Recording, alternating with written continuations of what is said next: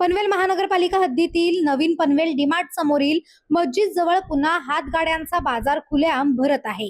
शहर हातगाड्या मुक्त असल्याचा दावा केला जात असताना महापालिका प्रभाग अधिकाऱ्यांचे याकडे अर्थपूर्ण दुर्लक्ष का, असा सवाल नागरिकांकडून उपस्थित होतोय।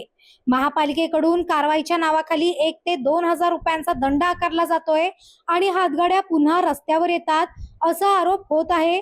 त्यामुळे या कारवाईच्या पद्धतीवरच संशय व्यक्त केला जातोय। नुकत्याच सभापती निवडी पार पडल्या, मात्र सर्वसामान्यांचे प्रश्न कधी सुटणार असा संतप्त सवाल नागरिक करत आहेत।